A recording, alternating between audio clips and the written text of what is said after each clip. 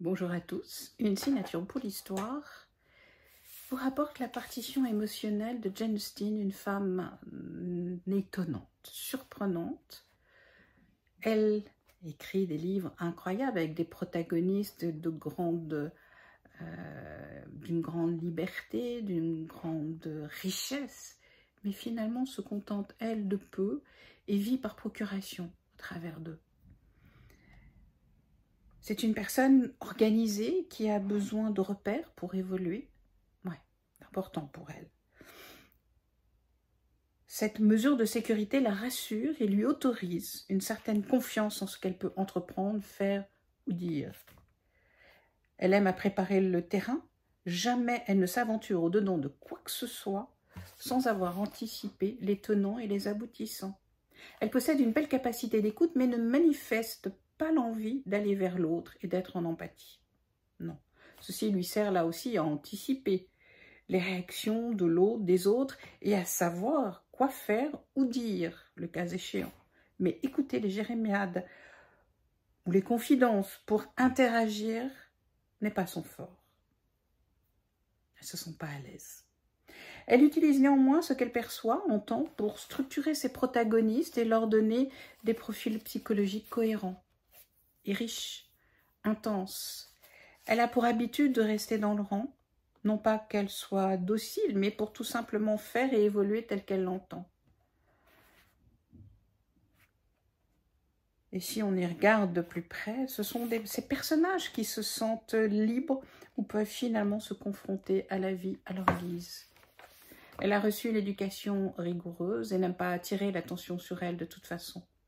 Elle peut même parfois paraître austère, et cela peut être vrai parfois. Il semblerait qu'elle cherche à masquer quelque chose qu'elle considère comme non acceptable au regard de tous. Est-ce que c'est quelque chose qui la concerne directement, un complexe tout simplement, ou quelque chose qui est arrivé dans la maison ou qui se perpétue, je ne sais pas. Difficile là de trancher. Mais une chose est sûre, elle ne veut pas sortir du rang, elle ne veut pas attirer l'attention.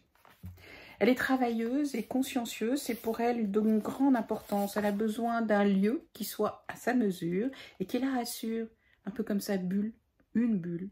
Elle veut pouvoir se sentir à sa place, là où personne ne viendra la perturber, ou viendra perturber l'ordre des choses, ou remettre en cause une disposition des choses, tout simplement, ou une façon de faire, ou encore la perturber dans un imaginaire qui ne sait pas s'autoriser sans garder un lien avec le réel. C'est pourquoi je dirais qu'elle ne lâche jamais prise et qu'elle ne sait pas se laisser aller. Elle vit finalement par procuration. Encore une fois, ses protagonistes de romans lui permettent toutes sortes d'aventures, de comportements que jamais elle ne s'autoriserait. Elle paraît craindre quelque chose de l'extérieur, elle sera longtemps spectatrice de sa vie finalement, sauf lorsqu'elle prend sa plume et la laisse œuvrer dans le silence de son imaginaire. Le calme et le silence sont importants pour elle, bien sûr. Par ailleurs, son corps lui-même réclame calme et sobriété. Elle donne l'impression de ne pas pouvoir faire les choses de la même façon que ses concitoyens. J'opterais pour des problèmes de rythme cardiaque ou pour une fatigue récurrente qui invite au calme. Elle donne l'impression aussi d'avoir une thyroïde fragile. C'est ce qui marque ici cette incapacité à revendiquer et à faire, du moins ce que je pense. Elle ne peut que faire évoluer ces êtres qui l'habitent et lui offre la liberté qu'elle ne sait surtout pas avoir. Elle donne l'impression se sentir perpétuellement coupable de quelque chose. Mais c'est-elle de quoi finalement? Je n'en suis pas sûre.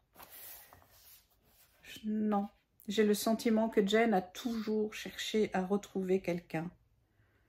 Un jumeau perdu par sa maman au cours de la grossesse serait la version la plus probable.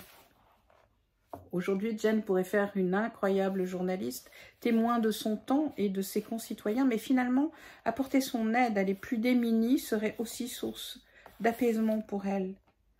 Parce qu'elle pourrait avoir un peu plus confiance en elle en faisant un travail sur elle, en acceptant libérer ses vieux démons, ses peurs, ses angoisses. Dans tous les cas, jamais elle ne fait ou aura fait quoi que ce soit sans sérieux, sans rigueur ou encore talent. Je vous invite à découvrir ses romans. C'est une femme étonnante, surprenante, de grand talent, une grande artiste. Bien, j'espère que vous aurez aimé découvrir Jane Austen comme je l'ai aimé, et même si elle est un peu austère, un peu fragile, un peu sérieuse, mais c'est une personne d'une grande richesse. Voilà, à bientôt pour notre prochain épisode. Et je pense que vous découvrirez Paul Verlaine.